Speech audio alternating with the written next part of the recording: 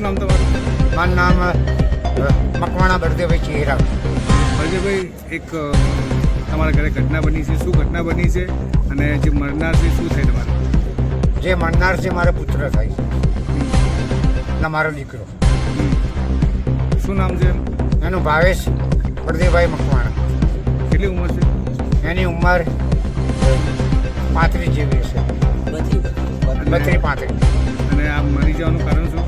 મરી જવાનું કારણ એના દેવાના કારણે એની બહુ કોશ કરતી હતી.